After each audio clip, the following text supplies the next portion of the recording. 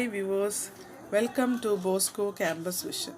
Today we are discussing the subject Labour Law and Industrial Relation of S5 BBA under Kerala University, and myself Mary Netto, Assistant Professor from Department of Management, Don Bosco College, Kottayam.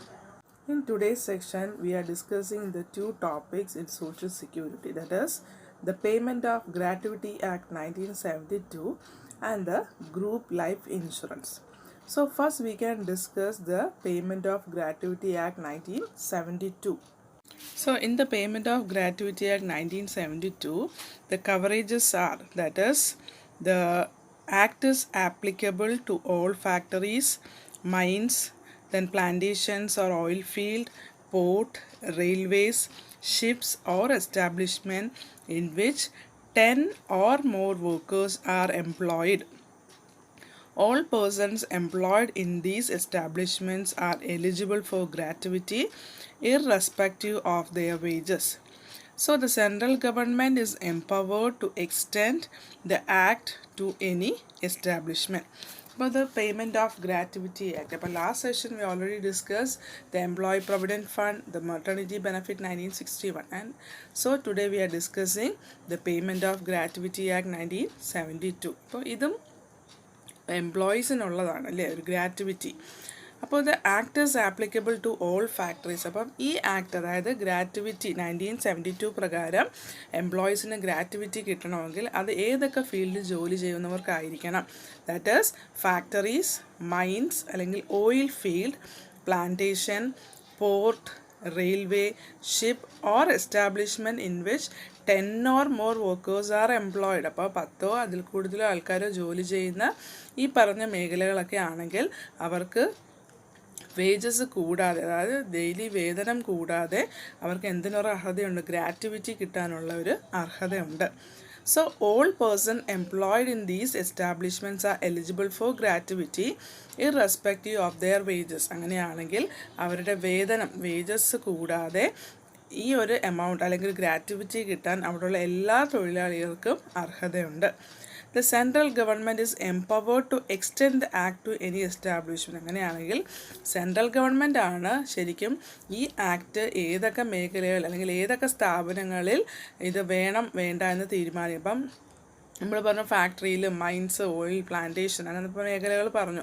അപ്പോൾ അതുപോലെ വേറെ ഏതെങ്കിലുമൊക്കെ മേഖലകളിൽ ഇത് gratuity provide ചെയ്യണമെങ്കിൽ അത് central government ആണ് തീരുമാനിക്കുന്നത്. അപ്പോൾ അവരാണ് ശരിക്കും പേയ്മെൻറ്റ് ഓഫ് ഗ്രാറ്റുവിറ്റി ആക്ട് 1972 നിയന്ത്രിക്കുന്നത്. Clear with the point? So the coverage says that the act is applicable to all factories, mines, plantation, ports, railway, oil field, ships or establishment in which 10 or more workers are employed. So all persons employed in these establishments are eligible for gratuity irrespective of their wages. So the central government is empowered to extend the act to any establishment. Clear with the coverage? Next we can see the benefits of Gratuity Act. So gratuity is payable on retirement or death or disablement or termination after 5 years of continuous services. So it is payable at the rate of 15 days wages for every completed year of service or part thereof, subject to maximum of 20 months wages for rupees 3,50,000, whichever is lower. അപ്പോൾ gratuity ഇല്ലേ, അപ്പോൾ ഈ ഗ്രാറ്റുവിറ്റിയുടെ benefits എങ്ങനെയാണെന്നുള്ളത്, അപ്പം it is payable ആർക്കൊക്കെയാണ് ഇത് കിട്ടുന്നത്?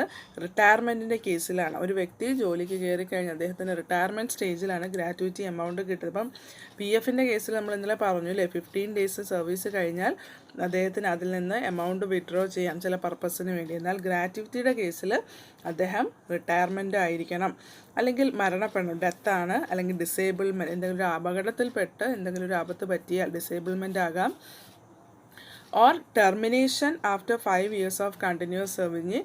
ഒരു 5 വർഷം കണ്ടിന്യൂസ് ആയിട്ട് ജോലി ചെയ്തൊരു വ്യക്തിയെ കമ്പനി ടെർമിനേറ്റ് ചെയ്താലും അന്നേരം അദ്ദേഹത്തിന് എന്ത് കിട്ടും? ഈ ഗ്രാറ്റുവിറ്റി എമൗണ്ട് ഫുള്ളായിട്ട് കൊടുക്കും. ഇതിൻ്റെ പേയബിൾ എങ്ങനെയാണുള്ളത്? Gratuity is payable at the rate of 15 days wages for every completed year of services. അപ്പോൾ ഓരോ വർഷം അദ്ദേഹം കംപ്ലീറ്റ് ചെയ്യുകയാണെങ്കിൽ ആ ഒരു 365 ദിവസം ഉണ്ടെങ്കിൽ അതിൻ്റെ 15 ദിവസത്തെ വേജസ് എടുത്താണ് ഓരോ വർഷവും ഗ്രാറ്റുവിറ്റിയിലേക്ക് പേയ്മെൻറ്റ് കൊടുക്കുന്നത്. Or a part thereof subject to a maximum of 20 months of wages. അതിൽ അല്ലെന്നുണ്ടെങ്കിൽ 20 മാസത്തെ വേജസ് ഇല്ലേ, അങ്ങനെ ഏതാണോ അപ്പോൾ അല്ലെങ്കിൽ 3,50,000 വിച്ച് എവർ ഇസ് ലോവർ. അപ്പോൾ ഏതാണോ കുറച്ചുള്ളത് ആ എമൗണ്ട് ഉണ്ട്. അപ്പോൾ PF ഉള്ളത്, PF എന്ന് പറയുമ്പോൾ എന്താണ്, മന്ത്ലി നമ്മളൊരു എമൗണ്ട് നമ്മൾ ഡിഡക്റ്റ് ചെയ്യുന്നു, എംപ്ലോയറും ആ ഈക്വൽ എമൗണ്ട് പ്രൊവൈഡ് ചെയ്യുന്നു. പക്ഷേ ഇങ്ങനെ ഗ്രാറ്റുവിറ്റിയുടെ കേസിൽ അങ്ങനെയല്ല. പറയുന്നത് എന്താണ്, ഓരോ കംപ്ലീറ്റഡ് ഇയറിലെയും 15 ഡേയ്സിലെ വേജസ് എടുത്തിട്ടാണ് ഗ്രാറ്റുവിറ്റി ആയിട്ട് മാറ്റി വയ്ക്കുന്നത്. അതും അല്ലെങ്കിൽ എന്താണ് 20 months ഓഫ് വേജസ്, അല്ലെങ്കിൽ ഒരു 3.53 3,50,000 രൂപ. അപ്പോൾ ഏതാണോ ചെറുത് അതാണ് അവർ ഗ്രാറ്റുവിറ്റി ആയിട്ട് കണക്കാക്കുന്നത്. അപ്പം ഗ്രാറ്റുവിറ്റി ഓഫ് പേയ്മെൻറ്റ് ആക്ട് മനസ്സിലായി കാണുമല്ലോ. The payment of gratuity act 1972 says that the coverage is applicable to factory, mines or oil field, plantation, ship, etc., whichever is 10 or more workers are employed, and all the employees are eligible for getting the gratuity irrespective of their wages.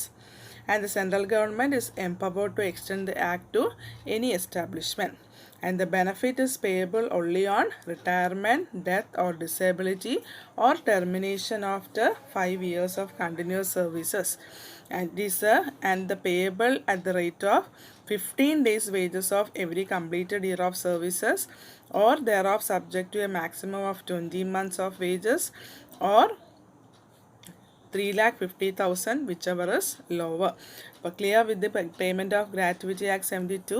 Next we can discuss the group life insurance. Now we can discuss the next topic, that is group life insurance. We already know what is life insurance and the word group. So the group life insurance is the insurance scheme provided to the employee by the employer.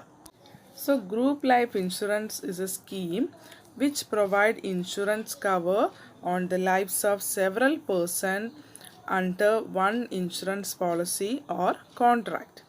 It is generally provided to the employees working under one employer. So the insurance of each life is however independent of that on the other lives. ഇല്ലേ, അപ്പോൾ ഒരു group life insurance, ഇപ്പോൾ നമുക്കറിയാം life insurance എന്താണെന്ന്. അപ്പം group life insurance എന്ന് പറഞ്ഞാൽ എന്താണ്, ഒരുമിച്ച് ഒരു പോളിസി എടുക്കുന്നതിനെയാണ് നമ്മൾ group life insurance.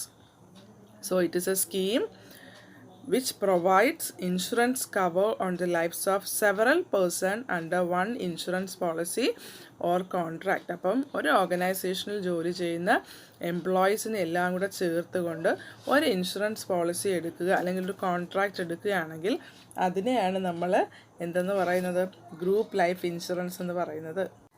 It is generally provided to the employees working under one employer. അപ്പോൾ സാധാരണ കേസിൽ ഒരു ഗ്രൂപ്പ് ലൈഫ് ഇൻഷുറൻസ് എടുക്കുന്നത് എങ്ങനെയാണ്, ഒരു എംപ്ലോയറുടെ കീഴിൽ ജോലി ചെയ്യുന്ന എല്ലാവർക്കും. ഇപ്പോൾ ഒരു ഓർഗനൈസേഷൻ നമ്മൾ 10 പേര് ഒരുമിച്ച് ജോലി ചെയ്യുകയാണെങ്കിൽ ആ 10 പേർക്ക് വേണ്ടിയിട്ടാണ് അവിടെ ഗ്രൂപ്പ് ലൈഫ് ഇൻഷുറൻസ് എംപ്ലോയർ എടുക്കുന്നത്. So the insurance on each life is however independent of that on other lives. അപ്പോൾ അതുകൊണ്ട് തന്നെ ഇൻഷുറൻസ് എന്ന് പറയുമ്പോൾ എന്താണ്, ഗ്രൂപ്പായിട്ട് എടുക്കുന്നതെങ്കിലും ഓരോ വ്യക്തികളും അവരുടെ ലൈഫ് എന്ന് പറയുന്നത് ഇൻഡിപെൻഡൻ്റ് ആണില്ലേ. അപ്പം എല്ലാവർക്കും കൂടെ വേണ്ടിയിട്ട് ഒരു ഇൻഷുറൻസ് എടുത്താൽ പോലും ഓരോരുത്തരുടെ ആവശ്യങ്ങൾക്ക് നമുക്ക് എന്ത് ചെയ്യാം, ആ ഇൻഷുറൻസ് പ്രയോജനപ്പെടുത്താം. So a group life insurance is a scheme which provide insurance cover on the lives of several persons under one insurance policy or contract.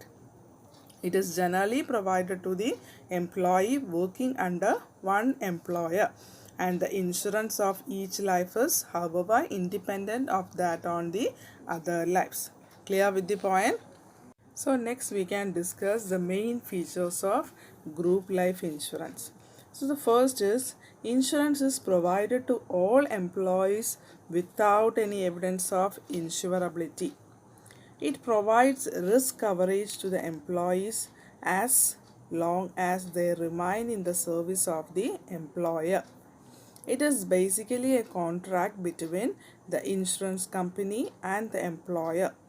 So the policy issued to the employee is called master contract. So the first is, insurance is provided to all employee without any evidence of ഇൻഷുറബിലിറ്റി അല്ലേ. അപ്പോൾ ഒരു insurance എന്ന് പറയുമ്പോൾ അല്ലേ നമ്മൾ പറഞ്ഞു group insurance ആണ്. അപ്പം എല്ലാ എംപ്ലോയീസിനും ഒരുപോലെയാണ് അവരുടെ ഇൻഷുറൻസിലെ ഒരു ഷുവറബിലിറ്റി അല്ലെങ്കിൽ ഒരു എവിഡൻസ്, ഇൻഷുറായിട്ടൊരു എവിഡൻസ് ഇല്ലാതെ തന്നെ അവരെന്താണ് എല്ലാവർക്കും ഒരുപോലെ ഇൻഷുറൻസ് കമ്പനി അല്ലെങ്കിൽ ആ എംപ്ലോയർ പ്രൊവൈഡ് ചെയ്യുന്നു. It provides risk coverage to employee as long as they remain in the service of the employer. ഇനി രണ്ടാമത് പറയുന്ന റിസ്ക് കവറേജ് ആണ്. അതായത് ആ സ്ഥാപനത്തിൽ ജോലി ചെയ്യുന്നിടത്തോളം കാലം അദ്ദേഹത്തിന് എന്ത് സംഭവിച്ചാലും അല്ലെങ്കിൽ അദ്ദേഹത്തിന് ചെറിയൊരു അപകടം പറ്റിയാലും അല്ലെങ്കിൽ എന്ത് സംഭവിച്ചാൽ ആ റിസ്ക് കവറേജ് അല്ലെങ്കിൽ ആ റിസ്കിനെ ഓവർകം ചെയ്യാൻ നമുക്ക് ഈ ലൈഫ് ഇൻഷുറൻസ് പോളിസി ഉപകരിക്കും. So it provide the risk coverage to the employee as long as എന്നല്ല എത്ര നാൾ വേണമെങ്കിലും they remain in the service of the employer. ആ ഉടമയുടെ കീഴിൽ അല്ലെങ്കിൽ ആ എംപ്ലോയറുടെ കീഴിൽ ജോലി ചെയ്യുന്നിടത്തോളം കാലം ഈ ഗ്രൂപ്പ് ലൈഫ് ഇൻഷുറൻസ് നമുക്ക് ഉപകരിക്കും. And it is basically A contract അല്ലേ എന്ന് പറയുമ്പോൾ എന്താണ് ഒരു ഗ്രൂപ്പ് ലൈഫ് ഇൻഷുറൻസ് എന്ന് പറയുമ്പം രണ്ടുപേര് തമ്മിലൊരു കോൺട്രാക്റ്റ് എന്ന് നമുക്ക് പറയാം. And the insurance company and the employer ആരൊക്കെ തമ്മിലാണ് ഒരു ഇൻഷുറൻസ് കമ്പനി തൻ്റെ എംപ്ലോയറുമായിട്ട് ചെയ്യുന്നൊരു കോൺട്രാക്റ്റ് ആണ്. അപ്പോൾ ഒരു എംപ്ലോയർ തൻ്റെ കീഴിലുള്ള എംപ്ലോയീസ് എല്ലാം കൂടെ ചേർത്ത് ഒരുമിച്ചൊരു ഇൻഷുറൻസ് പോളിസി ഒരു കമ്പനിയിൽ നിന്ന് ഇൻഷുറൻസ് കമ്പനിയിൽ നിന്ന് എടുക്കുകയാണ്. അതുകൊണ്ടാണ് അതിനെ ഒരു കോൺട്രാക്റ്റ് എന്ന് പറയുന്നത്. And the policy issue to the employee, അങ്ങനെ എടുക്കുന്ന കോൺട്രാക്റ്റിലുള്ള പോളിസി എംപ്ലോയിക്ക് ഇഷ്യൂ ചെയ്യുമ്പോൾ അതിനെ മാസ്റ്റർ കോൺട്രാക്റ്റ് എന്ന് പറയാം. അപ്പോൾ here it's A 1 mark question. What is master contract? That is the contract between insurance company and the employer. The policy issue to the employee is called the master contract. Clear with the topic? The features are divided into 3. That is, insurance is provided to all employee. It provides risk coverage, and the third is it is basically a contract between insurance company and the employer. And the next is fourth one. The premium is generally paid jointly by the employee and employer. The amount of premium is payable at a flat rate without any regard to the age and salary of the employee. And in case of injury or death to an employee, the claim received by the employer is paid to the employee or his nominee. The fourth one, the premium is generally paid by the employee and the employer. അപ്പം ഇതിൻ്റെ premium ഇല്ലേ, ഇതിൻ്റെ ഒരു മാസം insurance പോളിസിക്ക് നമ്മൾ പൈസ അടയ്ക്കണം. അപ്പോൾ അതിൻ്റെ പ്രീമിയം എങ്ങനെയാണ്? Generally paid jointly by employee and the employer. അപ്പം എംപ്ലോയിയും എംപ്ലോയറും കൂടെ ചെയ്യും. അപ്പം നമ്മൾ PFൻ്റെ കേസിൽ പറഞ്ഞില്ലേ, ഒരു സാലറിയിൽ നിന്ന് ഒരു എമൗണ്ട് എംപ്ലോയി പ്രൊവൈഡ് ചെയ്യുന്നു, അതേ ഈക്വൽ എമൗണ്ട് എംപ്ലോയറും കൊടുക്കുന്നു. അപ്പോൾ അതുപോലെ തന്നെ ഒരു എമൗണ്ട്, ഒരു പ്രീമിയം, ചെറിയൊരു എമൗണ്ട് ഈ ഇൻഷുറൻസിന് വേണ്ടി എംപ്ലോയിയും എംപ്ലോയറും ജോയിൻ്റ് ആയിട്ട് കൊടുക്കുന്നുണ്ട്. And the next is the amount of premium is payable at a flat rate without any regard to the age and salary of the employee. അപ്പം ഈ ലൈഫ് ഇൻഷുറൻസിനകത്ത് ഇപ്പം നമുക്ക് അറിയാം ഇല്ല, ഇൻഷുറൻസ് പോളിസിയൊക്കെ എടുക്കുന്നവരാണെങ്കിൽ അറിയാം, അതിനകത്ത് പ്രായം കൂടും തോറും നമ്മളുടെ പ്രീമിയം എമൗണ്ട് കൂടും. അത് ഏത് ഇൻഷുറൻസ് ആയാലും അങ്ങനെയാണ്. അപ്പം പക്ഷേ ഈ ഗ്രൂപ്പ് ലൈഫ് ഇൻഷുറൻസിനുള്ള പ്രത്യേകത എങ്ങനെയാണ്? അവരുടെ ഏജോ സാലറിയോ ബാധകമല്ല. അപ്പോൾ ഒരു ഫ്ലാറ്റ് റേറ്റിൽ ഏറ്റവും ലീസ്റ്റ് എമൗണ്ടിലാണ് അവർക്ക് എന്ത് കൊടുക്കുന്നത്?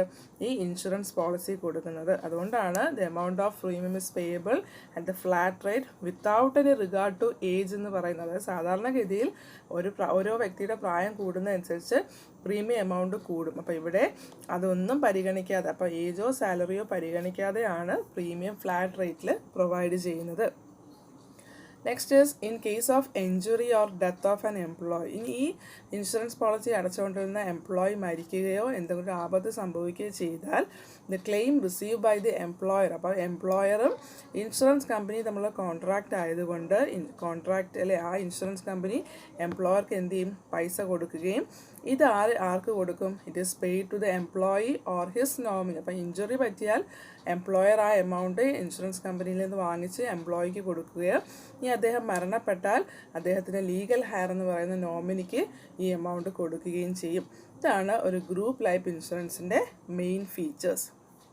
and so it is a very cheap for employee that have to pay a very small amount of premium. അപ്പം ഒരു ഗ്രൂപ്പ് ലൈഫ് ഇൻഷുറൻസ് എന്ന് പറഞ്ഞാൽ ഒരു ചീപ്പായിട്ട് നമുക്ക് എന്താണ് എല്ലാവർക്കും ഒരുപോലെ അല്ലെങ്കിൽ എംപ്ലോയീസിന് എല്ലാം തന്നെ അല്ലെ ഇങ്ങനൊരു ഓപ്ഷൻ ഉണ്ടെങ്കിൽ ഈസി ആയിരിക്കും. കാരണം എന്തുകൊണ്ടാണ്, ഒരു സ്മോൾ ഫ്ലാറ്റ് റേറ്റിൽ പ്രീമിയം കൊടുത്തുകൊണ്ട് ഈസി ആയിട്ട് നമുക്ക് നമ്മുടെ ലൈഫ് ഇൻഷുറൻസ് പോളിസി കവറേജ് ചെയ്യാം. So salaried people in low income group may otherwise find it very costly to get individual insurance policy. അപ്പോൾ ഒരു എക്സാമ്പിളായിട്ട് അവർ പറയുന്നത് എന്താണ്, ഒരു സാലറി വാങ്ങുന്ന ഇപ്പം അല്ലേ ഒത്തിരി ശമ്പളമൊക്കെ വാങ്ങുന്നവർക്കാണെങ്കിൽ അതിനകത്ത് നിന്ന് ഒരു എമൗണ്ട് ഇൻഷുറൻസ് പോളിസി പ്രൊവൈഡ് ചെയ്യുമ്പം അവർക്കത് അറിയത്തില്ല. പക്ഷേ ചെറിയ എമൗണ്ടിലൊക്കെ ശമ്പളം ചെയ്യുന്ന ആൾക്കാരെ സംബന്ധിച്ചോളം അവർക്ക് ഒരു ഇൻഡിവിജ്വൽ ഇൻഷുറൻസ് പോളിസി എടുക്കുക എന്ന് പറയുന്നത് ഹ്യൂജ് എമൗണ്ടാണ്. അപ്പം അവരെ സംബന്ധിച്ചോളം എന്താണ് ഈ ഗ്രൂപ്പ് ലൈഫ് ഇൻഷുറൻസ് എന്ന് പറയുന്നത് ഒരു എളുപ്പമാർഗ്ഗം അല്ലെങ്കിൽ അവർക്കൊരു പ്രയോജനമുള്ളതാണ്. And so the employer can get insurance cover of his employee at low cost and thereby provide security to them. അപ്പം ഒരു എംപ്ലോയർ ആയിട്ട് തന്നെ എംപ്ലോയീസിന് ഒരു ഗ്രൂപ്പ് ഇൻഷുറൻസ് ഒക്കെ പ്രൊവൈഡ് ചെയ്യുകയാണെങ്കിൽ അത് എംപ്ലോയീസിനൊരു സെക്യൂരിറ്റി ഇൻഡസ്ട്രിയിൽ ഫീൽ ചെയ്യുകയും therefore group life insurance gaining popularity. അതുകൊണ്ട് തന്നെ എന്താണ് ഇൻഡസ്ട്രിയിൽ അവർക്ക് കൂടുതൽ ഒരു ബിലോങ്ങിങ്നെസ്സോട് ജോലി ചെയ്യാനുള്ളൊരു മെൻറ്റാലിറ്റി അല്ലെങ്കിൽ ഒരു മോട്ടിവേഷൻ ആസ്പെക്റ്റും കൂടെയാണ്. ആൻഡ് സോ ഇപ്പോഴത്തെ ഒരു സാഹചര്യത്തിൽ ഈ ഗ്രൂപ്പ് ലൈഫ് ഇൻഷുറൻസിന് ഒരുപാട് പോപ്പുലാരിറ്റി ഉണ്ട്. കാരണം എന്തുകൊണ്ടാണ്, എംപ്ലോയറായിട്ട് അത് പ്രൊവൈഡ് ചെയ്യുകയാണെങ്കിൽ employees feel secure in the industry. So today we discuss two topics, that is the Payment of Gratuity Act 1972 and the group life insurance. Hope you all understood the topic. So prepare well, study well. Thank you. Have a nice day.